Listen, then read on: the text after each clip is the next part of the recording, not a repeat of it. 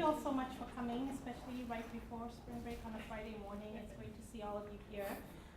So it's my pleasure today to introduce Dr. Ezekiel Dixon-Román, who's joining us today from the University of Pennsylvania School of Social Policy, where he's an associate professor and chair of the Data Analytics for Social Policy program.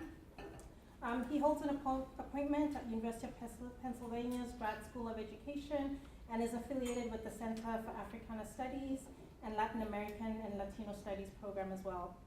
Dr. Dixon-Román's research interests include the ways in which systems of quantification form and shape flows of power, difference, and inequality. And his most recent book is titled Inheriting Possibility, Social Reproduction and Quantification in Education. And his current book projects include a handbook of critical inquiry and quantitative methods, and an edited volume that philosophically rethinks the possibilities of quantitative methods for critical inquiry. So please join me in welcoming Dr. Dixon-Román.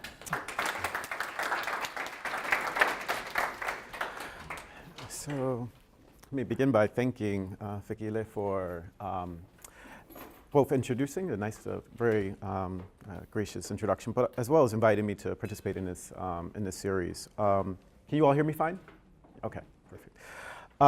So the work I'm sharing today is based on, it's part of a larger book project on racializing algorithms, where I'm theoretically and as well as empirically going after and examining the ways in which algorithms become racializing assemblages. So that is to say, what are the ways in which, in particular, machine learning algorithms are being taken up in public policy, and what are the ways in which they might be learning, if you will, or taking on socio-political relations in their very processing of data, and even in the inputs of data itself. Hey, Caroline. So I'm going to go ahead and jump into it, especially for the sake of time.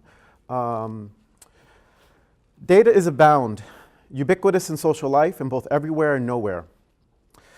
In technologically advanced societies, much of the everyday acts, interactions, and transactions of life leave digital traces of what we did, whom we might have done it with, where we did it, and when we did it. As a result, histories of each of our social lives are being documented in real time. This has become an exciting moment for social scientists of all disciplinary stripes, including those of education research. The wild world of data has enabled, for instance, new questions and approaches of educational policy research with administrative data, more sophisticated and refined forms of assessment via video games and handheld technology, and the development of new fields and methods such as learning analytics, educational data mining, and computational psychometrics. Indeed, the increasing proliferation of educationally relevant data is radically changing what, how, where, and when the process of education occurs and are evaluated. Although digital technology and data in education are producing a raft of changes in policy and practice, much of these developments make ontological and epistemological assumptions of data. As has been argued by many, data are not raw, pure, or objective. They are produced by a multiplicity of entangled forces and never simply convey the purported referent. There is always already an excess, a beyond, a mutually constituted exclusion, and an unconscious history of data. In other words, as Avery Gordon reminds us, there are always already ghosts or hauntings in the seemingly present, an absence of presence, and a complex history and subjectivities. Indeed, the haunting demands socio-political significance. As Derrida cogently states, it is necessary to speak of the ghost, indeed to the ghost, and with it, in the name of justice. In this paper, I seek to begin to provide some theoretical articulations of, to, and with the ghost of data assemblages. Ghost not in the sense of measurement error in data, as that would invariably reify modernist truth, but rather with regard to the myriad forces that make up the composite multiplicities of data that produce an excess and a beyond of the purported referent. While there are many ghosts one might speak to, I seek to focus this engagement with the specters of the socio-political relations of racialization of the data, In other work, I argue that data assemblages always already consist of sociopolitical relations. Here, I theoretically try to conjure the hauntings of sociopolitical relations in data by theoretically examining a more fundamental category of its emergence, the human or the post-human. By working through Sylvia Wynter's examination of the cosmogonies of the human and interrogation of the socio-genics of racializations from the construction of man, it's a big mouthful, I trace the sociopolitical forces that have formed and shaped the human. Cosmogonies for Wynter refer to the myths and narratives of the ontological origin of the human and the ways in which this shapes the historicity of the human, including the later sociogenic formations of man as the exclusive white male able-bodied heterosexual rendering all other bodies as non-human/death. Hip-hop artist Lil Wayne reminds us of this mutually constituted categorical exclusion when he states, "You told me that they can understand the man I am, so why are we here talking to each other again?"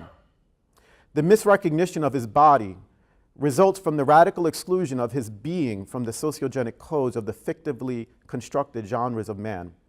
I argue that the constructed myths and narratives of the ontological origins of the human and the later narrative formations of man produces not just a hegemony of the human, but also of its socio-technical assemblages of data. As it is ultimately this historicity that materializes in the episteme and techne of the socio-technical assemblages that enable the emergence of data. Finally, I discuss ways of moving toward alternative futures by proffering a hauntology of data and interrogating of the sociopolitical constitution of the human. This hauntology, I will argue, is necessary in order to reprogram and reconstitute the human. As a concept, haunting has been of interest for many social and cultural theorists. Indeed, the excess, the unconscious, the absence of presence, the mediations, the discontinuity and disjointedness, and the mutually constituted beyond/other have been the object of philosophical inquiry on hauntings. For science and data, haunting is of particular importance as it threatens to put into question the veracity, validity, and produce knowledge about the object of inquiry. Indeed, specters, apparitions, and ghosts are that which is not expected or part of the purported object of inquiry. Thus, the haunting contaminates the haunted products of social inquiry. The specters are seemingly not present or visible, yet form and shape the assemblages of data and knowledge. Positivism writes off the ghostly matter as the error, stochastic or nuisance term, of a statistical or computational model. But in fact, there is nothing random about the forces of ghostly matter. Apparitions are an inheritance, an enfolding of the entanglement of space and time that demand a response and responsibility. They are experienced as apparatic, as the impassible and impossible, as disjointedness and discontinuity in the reconfiguring entanglement of time, space, and matter. As Avery Gordon states, in haunting, organized forces and systemic structures that appear removed from us make their impact felt in everyday life in a way that confounds our analytic separation and confounds the social separation themselves. The haunting works in the gap of the seeming discontinuity between social structures and institutions and everyday life. Similarly, for Barad, hauntings are a disorienting experience of the disjointedness of time and space, entanglements of here and there, now and then, a ghostly sense of discontinuity. Undeniably, what is at stake in the hauntings are of political significance. Thus, it is necessary that we follow, pay attention to, speak of, to, and with the ghostly matter in order to begin to address or redress their seething presence. In this paper, I am focusing on the hauntings of sociopolitical forces in the assemblages of data. I'm particularly interested in those sociopolitical forces that differentiate and hierarchize bodies, rendering certain bodies fully human and others as non-human. Thus, the data become non-simple heirs to sociopolitical forces demanding address or redress. As an assemblage, data are formed, shaped, and entwined with the historicity of the human.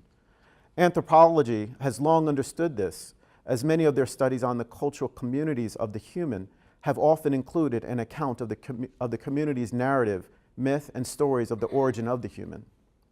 As a scholar whose intellectual project has been on the intersections of Black feminism, race, science, and the human, with a particular interest in interrogating the hegemony of man, or Western man as she calls it, Sylvia Wynter has sought to examine the narratives, myths, and stories of human origin. They are what she calls cosmogonies. Cosmogonies for Wynter are the retroactively projected origin stories that both ground a culture's understanding of who they are and forms and shapes their auto-instituted behaviors and practices. Origin stories of cosmogonies, Wynter argues, are found throughout the world in different forms. She suggests that they emerge in a process where first there were myths, then there were religions, both now relegated to a dim past, as stages that we have now outgrown in order to replace them both with science.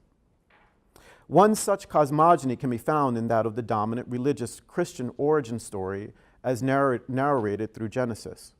We see the materiality of religious cosmogony in the images of Lil Wayne's Mirror music video via the bodily inscription of God and fear tattooed on each of his eyelids, as well as through the painted image of himself being crucified as the bearer of man's sin. This Christian cosmogony forms and shapes how he sees and understands the world and his being within it.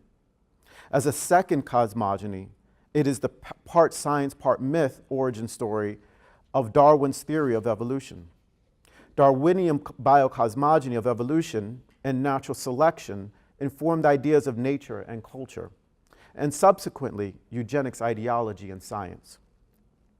Both of these cosmogonies, the creationist and evolution origin stories, have been in tension with one another, has split US society, as well as societal institutions of politics/policy and education. They both have their historical examples of human formations that have materialized in sociopolitically violent events of genocide. On the one, Christianity was used to legitimate the chattel slavery of people from the continent of Africa. On the other, Darwinian evolution is what informed ideas of a superior race of humans and justified the Nazis' Holocaust. These sociopolitical formations of not simply the human, but specifically man, Western man in particular, as Sylvia Wynter will characterizes, are what inform the principle of sociogenics. I'll discuss further what sociogenics in particular is shortly. The myths, stories, and meta-narratives of cosmogony should not be treated, on grounds of the true-false dualism. Although humanly invented, retroactive projections of the origins of the human and invariably stories of the ontology of Earth, cosmogonies are better characterized as representations of origin stories. They are neither false narratives or a possible window into the truth, given that once each society's cosmogony is enacted, it must law-likely function as a determinant of a non-recognized principle of cosmogonic/sociogenic causality that is a symbolic and material encoding of auto-instituted ontologies of difference, a self-regulating and self-programmed system, what Maturana and Barelas called autopoiesis or autopoiesis. As her point of departure, Wynter develops an ontological account of Judith Butler's gender performativity, where one, the cultural history of gender would be captured in Wynter's cosmogonies of the human, including other ontologies of difference. And two, Wynter is wanting to think about the performatively enacted as autopoietically instituted. As Wynter states, quote, seeing that if, as Leeming seminally points out, such cosmogonies function to enable us to tell the world and ourselves who we are, they also function even more crucially to enable us to autopoietically institute ourselves as the genre-specific we, or fictive motive kind that each of us will from now on preconceptually experience and therefore performatively enact ourselves to be and therefore are. Cosmogonies of the human form our understanding of ourselves, the world, and our behavior. They also inform the order of the social world as an autopoietic institution of ourselves in terms of discursive and material formations of specific kinds of being. Although analogous, Wynter does make distinct departures from Judith Butler's theory of gender performativity. Distinct from Butler, Wynter is particularly interested in the history of the human and its iterations of fictively constituted genres of being human. That is to say, while Butler is interested in the cultural history of gender, Wynter is interested in the retroactively projected history of the human and the materiality of sociopolitically constituted codes of different modes of being human. Wynter also makes a sharp departure from Butler's account of the body. While for Butler, the body becomes materialized from discursive formations or gender interpolations, Wynter accounts for the ontologies of the body as they become reprogrammed by sociopolitical forces. What she calls socio-genics, Wynter will even lean on extant scientific theories and knowledge, such as neurobiology, in order to explain the reprogramming of the body. These are not just two distinct ontological accounts of the body, but also materialisms. As that which forms and shapes our understandings of the world, our autopoietically instituted ways of being, and the social order, cosmogonies also inform science and socio-technologies. They inform what we study and how we study it. As stated above, Darwinian biocosmogony of evolution led to the developments of eugenics ideology and science. This included the development of intelligence tests in order to identify fixed innate ability. Even despite the initial function of these instruments by French psychologist Simone Binet to identify the mentally impaired in society for purposes of remediation, the US eugenics appropriated the instruments in order to identify and select the most able and precocious in society for special educational programming and college admissions. Thus, as that which has informed the management, ordering, and sorting of bodies, cosmogonies have also been the backdrop of biopolitics. Not only do cosmogonies inform what and how the human is studied and managed, but they also inform the interpretations of what is found. As a researcher, whether with the same or different cosmogony from that of the cultural community they are studying, their interpretations will always be, in part, formed and shaped by their own cosmogony. Moreover, as an autopoietically instituted praxis, cosmogonies inform the engineering and functioning of socio-technologies, while also being socio-technologies on their own. The important implication here of cosmogonically influenced science and socio-technologies is that data, as that which is produced and emerges from their doing, are always already formed and shaped by cosmogonies. Yet to fully unpack the sociopolitical and biopolitical force of cosmogonies on data, we have to turn to examine how cosmogonies inform the inscribed code of sociogenics. If cosmogonies are the myths, narratives, and stories of human origin, that which forms understanding of who we are and how we behave and practice in the world, then sociogenics are how sociopolitical relations become materialized in the body/flesh. Sylvia Wynter's sociogenic principle is an ontological account of how the sociopolitical assemblages of man and symbolic difference become anchored in the ontogenic flesh. Here I want to examine how difference becomes anchored not just in the ontogeny of the flesh, but of data too, via the sociogenics of man. As a formation and product of the cosmogonies of the human, Wynter is particularly interested in a process of more recent phases of sociopolitically constituted human. That is Renaissance humanism's man, what she calls man and even Western man, in order to make clear there is a particular hegemonic conception of being human that provides the codes of the sociogenic principle. Man, Wynter argues, has gone through a process of constitutions and now is biohumanist homo economicus, as informed by the economic theories of Adam Smith. This sociopolitical constitution of man is what autopoietically institutes regulatory practices which function at the same time to enact man's sociogenic code of naturally selected / naturally diselected and or eugenic, dysgenic symbolic life / death. That is to say, man is constituted as a fictive kind of being that is aligned with that which is naturally selected and symbolic life, while all other fictive kinds of being are naturally diselected and aligned with symbolic death. To this, Wynter further states, as if therefore man's embodied signifiers of otherness as the negation of its self-concept, homo economicus, that is, as if the homo economicus human other institutionalized signifiers of symbolic death, i.e., or that is, Negro, Indian, natives, niggers, indeed white trash or trailer park trash, together with welfare mom, ghetto black, as the extreme expression of the global category of the non-breadwinning, non-tax-paying planet of the slums, jobless poor. So she's literally trying to go after each of these signifiers of sociopolitical constitution of man, of Western man.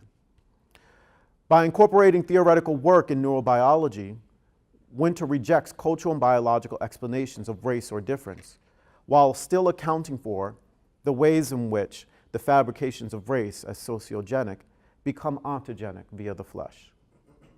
Neurobiology for Wynter provides a theoretical route to explain how difference becomes part of the ontologies of the body via neurochemical processes that reconfigure the experience of the self, making the experience of difference seem natural and taken for granted. Thus, the always already ontologies of the anatomy of the body are positioned in interaction with the sociogenics of race. As a product of sociopolitical forces, race is not inherent to anatomical structures, but rather those ontologies become racialized through their encounters of racialized events, situations, or acts.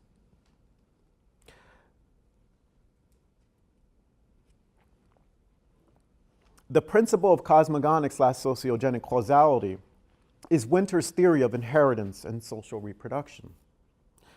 As I've argued in other work, inheritance is a process of more than human material discursive forces of interacting assemblages with moments, events, and situations of time and space that always demand a response and responsibility and entails a reappropriation of the inherited.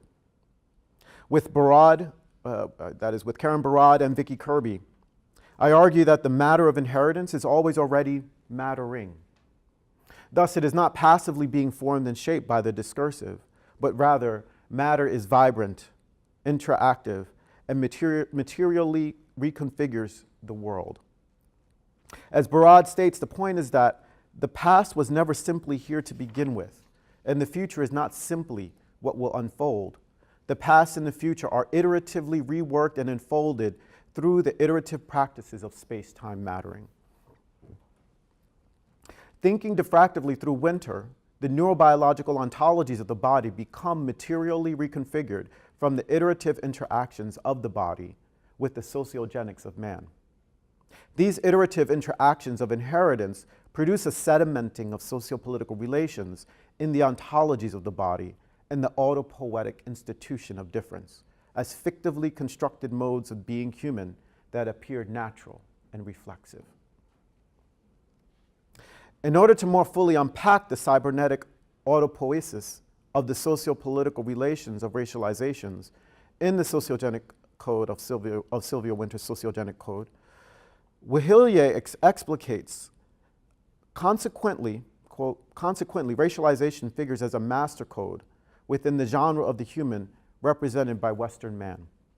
Because its law-like operations are yoked to species-sustaining physiological mechanisms in the form of a global color line, instituted by cultural laws so as to register in human neural networks that clearly distinguishes the good / life / fully human from the bad / death / not quite human.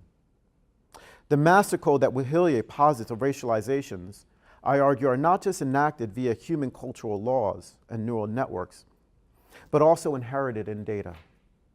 The data produced from the iterative human interactions with the more than human agencies of socio-technical assemblages are both products and producers of the principle of cosmogonic/sociogenic causality. Thus, as the product of a human code of a cybernetic system of autopoiesis, the ontology of data is formed by a sociogenic code of Western man. As that which is both an effect and non-simple cause of autopoietically instituted sociogenic coding, the social psychological research on stereotype threat is one important instantiation in education. Stereotype threat is the immediate situational affect of being exposed or primed by a negative group stereotype and the produced anxiety of self-fulfilling that negative stereotype or being evaluated or judged by it. Steele and Aronson found that these processes suppress performance on standardized educational tests, such as the SAT. In this example, we see the biopolitics of the sociogenic code at work, where the alignment of blackness with a negative group stereotype produces already reprogrammed neurobiological processes of anxiety and subsequently the suppression of performance on the test. Udell argues that, quote, stereotype threat can be positioned in a broader intellectual context as being neither an individual nor an arbitrary phenomenon, but rather can be understood as an organizing and integrating principle of the realization of what it means to be human in the present governing terms of biocentrism. It's not a product of an individual phenomena of being primed by a negative group stereotype, but rather a biopolitics of auto-institution. The data assemblages that emerge from questionnaire responses, test item responses, and total test scores are both performatively enacted by and enact autopoietically instituted sociopolitical relations. The auto-instituted sociogenic code is that which materially forms and shapes the neurobiological corporality of being human, and as a result, data. Specifically, the code produces a different, always autopoietically instituted and fictively constructed kinds of being, and thereby of performatively enacting oneself as optimally a good man or woman of one's kind. Given the ubiquity and reflexiveness of the autopoietically instituted modes of being, the design of socio-technical assemblages are always already formed and shaped by the sociogenic codes of man. As a product of the iterative interactions with and within socio-technical assemblages, the assemblages of data are always already imbued with sociopolitical relations. Thus, data are most certainly not raw, but rather emerge as relational ontologies, part of the autopoietically instituted kinds of being, from the principle of cosmogonic/sociogenic causality. This conceptualization of data is distinct from the work of others, such as Lisa Gittleman or even Rob Kitchen. Although others account for the ways in which difference often make up data, they do not posit the ways in which sociopolitical relations are working through all socio-technologies while providing a cybernetic theory of their auto-institution via sociogenic codes. Thus, data are heirs of the fictively constructed genres of being human, while autopoietically instituting them. If data assemblages are part of the autopoietically instituted sociogenic codes, then how can we move beyond or work with the ubiquity of inherited sociopolitical assemblages of data? It is not enough to simply remove the statistical demographics of race or its proxies, for example, from a model. Race and its self-identification is merely a byproduct of a system of sociopolitical relations that differentiates and hierarchizes bodies based on the representations of origin stories and the dominant sociopolitical constitution of man. As Wahilye reminds us, racializing assemblages are far more ubiquitous and entangled in the material, semiotic, and social flows of life.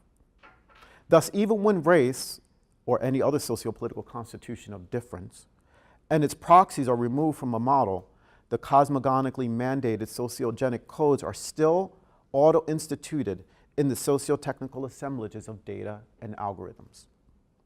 A reprogramming toward reconstituting the human is necessary in order to move toward alternative futures.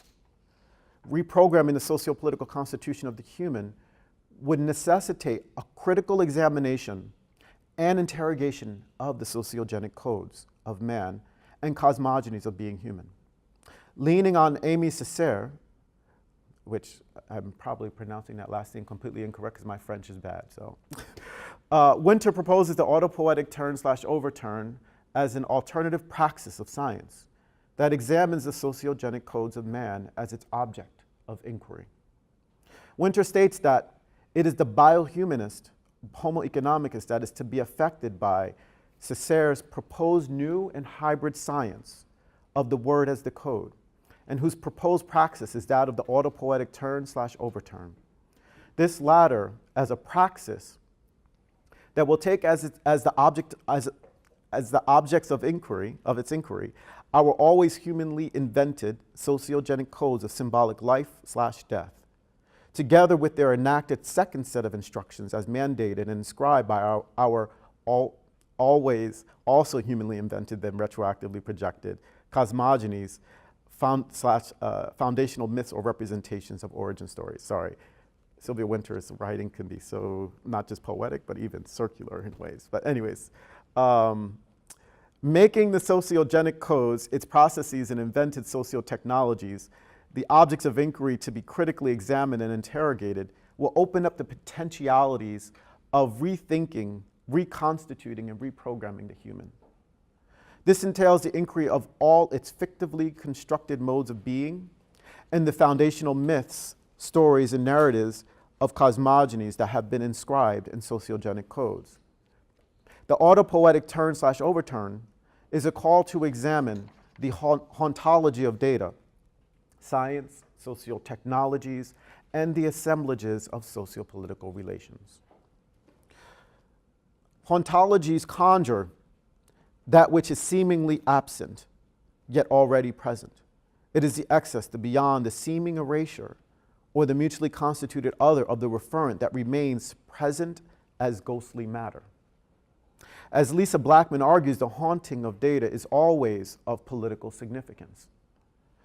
The hauntological, quote, as she states, quote, the hauntological potential of data and the question of how we reanimate what gets erased from particular practices of remembering and forgetting is a crucial one for cultural theorists committed to exploring the politics of data.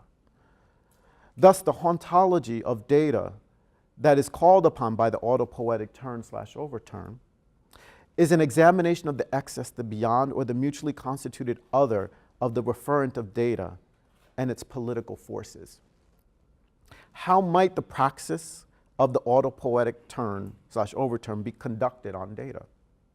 While I have developed a rethinking of the ontoepistemologies of quantification and other work, I want to offer a more focused hauntology of data that conjures, examines, and interrogates the specters of the sociogenic code of data assemblages via my extending of Barad's diffractive methodology as an alternative praxis of the autopoietic turn/overturn. Diffraction is a concept that Barad developed in contradistinction from the optics of homology and the logics of representationalism. Diffraction is ultimately interested in the produced differences that matter. Diffraction is an idea out of theoretical physics that refers to the way in which wave patterns overlap and how waves bend and spread when they encounter an interfering structure. The classic example Barad gives is when waves from the ocean encounter an obstruction of land with a gap or hole in it. The waves bend and spread as they pass through the gap. The obstruction of land with a gap is a diffraction apparatus, and the wave pattern is diffracted. And sorry, I should have added this. We might think of instruments and practices of observation as diffraction apparatuses. Thus, diffraction is not about the reflective search for sameness, but the focus on differences that make a difference. A diffractive methodology, as articulated by Barad, is a transdisciplinary approach of putting the theories of different disciplines in conversation. By thinking one disciplinary theory through another, she seeks to pay particular attention to the boundary-making practices of each disciplinary theory and the ways in which one might rescue, recover, recuperate, or illuminate the other. Making visible that which was excluded by the boundary-making practices of the disciplinary theory. My interest is to extend the diffractive methodology to have a particular focus on the boundary-making practices of methods of observation and knowledge production. Like disciplinary theories, methods also entail boundary-making practices that produce overlapping yet different patterns of knowing. For instance, quantitative methods produce knowledge about how much or to what extent, yet the multiplicity of particularities of how and why that produce the how much and to what extent are less readily accessible. Thus, it is for these reasons that I posit the importance of the use of multiple methods and a diffractive reading/analysis between/through each method. A diffractive reading through the methods is a research process which necessitates the employment of multiple and varied methods and context and text in order to diffractively read through multiple forms of data in order to illuminate or conjure that which would haunt the data otherwise. A diffractive methodology is not a mixed methods, while the triangulation of mixed methods focuses on the corroborating data between methods. A diffractive methodology is more concerned with the tensions, contradictions, and differences between the data that make a difference. Moreover, a diffractive analysis reads the differential data patterns of the methods through one another so as to illuminate differential patterns of mattering. As Taguchi states, a diffractive analysis seeks to make matter intelligible in new ways and to imagine other possible realities of the data. Thus, a diffractive analysis illuminates and speaks of, to, and with the haunting specters of data, enabling the possibility to interrogate the socio-genic codes of man. Diffractive analysis is not just a method of hauntology. It is exploiting the poetics of data toward what Césaire and Wynter call for of an alternative praxis of science, of the autopoietic turn/overturn. This alternative praxis of science needs to take as its object of inquiry the socio-genic codes of education and social policy. The autopoietic institution of fictively constructed genres of being human is what produces educational inequities. Education policy would benefit from Wynter's Afrofuturist proposal to make the socio-genic codes the object of critical inquiry in order to reconstitute the human. The architecture of education policy has long been constituted by the socio-genic codes of Western man, rendering some students as good/human/able, and other students as bad/non-human/disable. These socio-genically constituted architectures also form the socio-technologies and practices producing various forms of data assemblages that are the heirs of and haunted by the autopoietic institution of man. To overturn, okay, I just noticed there's a mix-up in ordering. To overturn the haunting of educational inequities, it necessitates an interrogative inquiry of the specters of the socio-genic codes in order to reconstitute the student and by implication the episteme and techne of the socio-technical assemblages of education. With the pervasive and dominant focus on data and/for equity, research in education and social policy are prime fields for a program of research on the autopoietic turn/overturn. Indeed, as Derrida reminds us, justice demands that we speak of, to, and with the ghostly matter of the cosmogonically mandated socio-genic code in order to enable the conditions toward alternative futures. Thank you.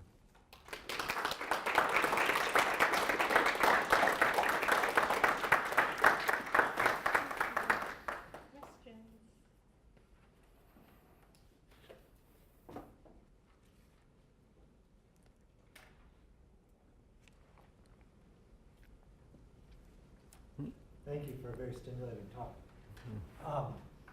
So I'm wondering whether you would think it's useful to draw a distinction between the data collection practices and the data assemblages in commercial and public life, Oh, such interesting. as, say, the algorithmic policing or practices, Mhm. use of Random forest. algorithms for bail, Yep. Mhm. setting and sentencing. Mhm. So between commercial life on the one hand and the practice of quantitative science on the other, where Mhm. there are values such as, I guess, openness of methodology and peer critique. Okay, so I appreciate that question. Ironically, I have work on predictive policing as well. One of the chapters of the book is actually on predictive policing, in particular going after using Philadelphia as a case study. So in Philadelphia, they're using random forest, supervised machine learning, as a method of risk assessment for informing probationary and parole hearings, as well as criminal sentencing. They're moving toward bail as well. And they're also trying to do pretrial sentencing as well. There's a whole movement against it. Whether they'll be successful is a whole other thing. That is to say, the movement against it. Quick question. Is this video going to be publicly or only from within? I think it goes on YouTube. It does go on YouTube? I can take this part out. So I'll just, well. So We can ensure that you can review it. one of my colleagues at Penn is behind much of the work and developments of the development of predictive policing in Philadelphia. And I raise this in part because it's not all commercial. In fact, there are academics that are actually behind the development of these algorithms and employment and public policy. If I may even give, I'm going to paraphrase this quote, but Richard Burke is the criminologist and statistician who's doing work, who's become nationally renowned for this work. He says something to the effect of, doesn't matter what features will help prediction. If shoe size will increase precision in prediction, then I want to use it. And so even the thought, any kind of argument of race or even any other proxies of race, as far as he's concerned, he wants to use it. Now, there's actually a law that he can't use race, and so that has been prevented, but there's an argument that he and others are trying to make that's actually costly because on the one hand, because they're suggesting that it has an effect on precision and prediction. But even he has an article that actually suggests that even when you take race out, it still picks up there are other factors that pick up those proxies. There are other proxies that pick up the prediction power.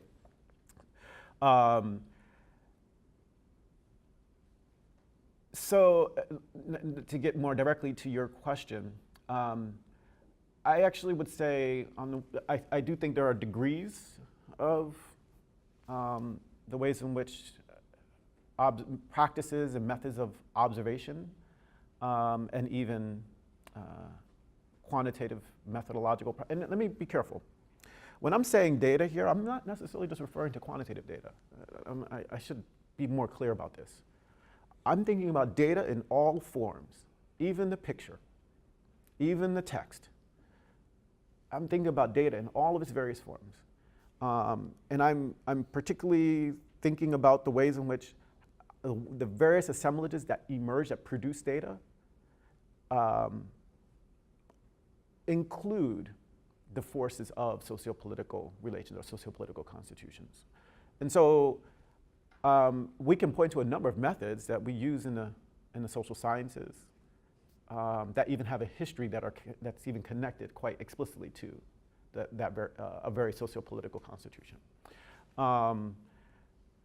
but I also think it's, I'm very intentional about saying even that which is seemingly not present, or even an unconscious history, because in part, I think I also would argue that there are ways in which we're not even realizing that our own actions, our own engagements, our own subjectivities in research, in investigation, are always already, imbue is not the right word, I'll just say consist of a socio-political history of difference. And let me see if I can give even a specific example. I mean, the easy one obviously would be something like testing, but measurement in and of itself, and one thing I didn't mention, I come out of psychometrics, and measurement in the social sciences was very much so, or has been very much so, influenced by work in psychometrics and psychological and educational measurement, whether it's latent variable modeling or generalizability theory, or whatever it might be. The history that measurement comes out of is very much so lodged in a socio-political history. It's not to suggest that the technologies are just evil or problematic. It's the ways in which we put them to work, interpret them, and use them, right? And I think there are ways in which we have to think a little bit more critically on the front end, but also what are the ways in which we can use multiple different forms of methods in order to unpack, recover, recuperate, or illuminate that which is not otherwise illuminated from one particular method. Does that help? Does that make sense? Let me first. All right. Yeah. That just really scared me that you said that the police are using random forest, because I just did one the other day, and I got the best results I'd ever gotten on a prediction, and I had no idea what the features were. That's right. Like zero idea, right. Zero interpretability. That's right. And then the other one people are using is gradient boosting, which is equally uninterpretable. So how do you see this? Even neural nets is. Neural nets. Yeah. So like, how do you see this kind of battle between interpretability and prediction evolving in public life? So you have actually movements is not, I guess movement may be the right word, more legal movement that's occurring. And Europe is already ahead of us on this. It's occurring in New York City right now. I think they instituted it back in the fall for transparency in algorithms, or algorithmic governance. And so what that means is if you're going to use an algorithm, you have to be able to, one, present it for the public, or anyone to be able to see. You can't just use any algorithm and then keep proprietary sort of ownership over it. And well, it depends on where. The other part is you have to be able to also explain what's going on. The problem is, one, without the latter, it doesn't matter, even as the programmer, I still don't know what random forest algorithm, after it's been trained on some data, what in fact it's doing. Same thing with neural nets. I don't actually know. I can try to make my guesses. I can even try to look down through the various decision trees, but it's not going to tell me exactly. Moreover, I think there's overemphasis on transparency here. Almost as though transparency is the silver bullet in order to address issues of equity and fairness. That's what I was. Yeah, it precisely is not going to address those very issues. I think it's an important, but it is an important step. I'm connected with researchers at IBM for data science for social good. One of the things that they actually have a commitment to is to use algorithms that you can interpret. That when doing work on high stakes issues, that we shouldn't be using algorithms that are uninterpreted, that we actually don't know what's going on. despite the fact that, yeah, random forests might be performing really well when it comes to prediction and precision. And I'm quite sympathetic to that notion, but it's still not going to address the issues of fairness and equity. I don't know if any of you have come across the badly, well, I shouldn't say badly, just the questionably named conference, FAT star. No, okay. So, I mean, it's an awesome group of people, so let me not give the wrong impression, but it's an awesome group of people that are coming out of information computer science and also social scientists that are doing work on data and algorithms. And FAT stands for Fairness, Accountability, and Transparency. They've been doing conferences, actually workshops for about 4 or 5 years now on different areas of data science, and they just did the first conference that's just more broadly around fairness, accountability, and transparency in data science. One of the things that they're really pushing, and I'm raising this because one of the things that they're really pushing for is that there is actually more work that's taking ethical theory seriously. That's literally trying to think about what forms of ethical theory should we be taking up, and how does that translate into algorithmic practices? I mean, we can literally point to like 23 different forms of ethical theories. Which one do you choose? Or once you move into the ethical, we're talking about normative practices, right? And so the question becomes, in what context do normative practices apply? Or which normative practices apply in which context, I should say. And finally, how do you adjudicate? Especially in the context where somebody else might have a different normative, might be making different normative assumptions.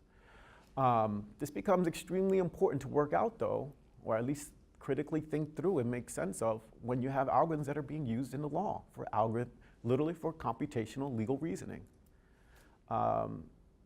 And the argument for disparate impact, I think, is real, especially in the context of the law. When you have false positives that, when you have, let me be more specific, males of color that are being identified as false positive for high risk, that is to say high risk of committing a violent offense 2 times more than their counterparts, than their white male counterpart. That's a serious issue. But again, you know, then how do you work that out when you're talking about at least 23 different forms of ethical theories? I don't know if that completely answered. I feel like I went off on other tangents. Good tangent. It was an instructive. Any other questions? Oh, yeah. Sorry I came late. I was No in worries. another meeting, so I'm going to preface this with I missed the first half, so I don't know whether you addressed this or not. But where in all of this does understandings of social conditions and systems of inequality as opposed to individual characteristics that are embodied, does that fit? So I'm thinking of this kind of both in terms of the ways that through color blindness, dog whistles, and all these things, we've been able to replace race with other things, but they still embody race. Yeah. And so they can be included, and people can feel ethical and follow every ethical theory, and yet still racialize their models, right? Yeah. And I'm also thinking of this in terms of the ways that individuals lack understanding of systems of inequality and treat these as individual characteristics such that they are okay with, let's say, controlling for previous year's test scores as though that doesn't in and of itself capture a huge part of the racist system, right? And so, and so in these practices, people are making decisions that don't say race, don't say, you know, difference, but still reproducing. But and so where does that fit in? Kind of so fundamentally, my argument is that data, and even more broadly, socio-technologies, right, are always already imbued with such socio-political relations or socio-political constitutions. In fact, race, gender, class, such as self-identifications are merely byproducts of that socio-political system of hierarchizing and differentiating bodies. And you're absolutely right. It's one of the things that I point to in the issues of predictive policing, is that the programmers themselves don't understand even the sociology of race, let alone a system of socio-political relations. And so what ends up happening is, in fact, and this is very endemic to criminology, is it becomes an interpretation or understanding that becomes inherent to the very bodies that they're predicting. So there's something, literally the assumption, the implicit is a biological or pathological determinism of those very bodies. I feel like there was something else you mentioned, but yeah, I mean, without a question, yeah. You know, the other point I'll raise is, I mean, I think Tukufu Zuberi and Eduardo Bonilla Silva point out quite well how the use of race or any other social category of difference that are understood to be socially constructed, the ways in which they get interpreted in a regression model, a structural equation model, whatever model we're talking about, become about actually the effect, a race effect, a gender effect, that implicitly makes assumptions about something inherent to the very bodies themselves.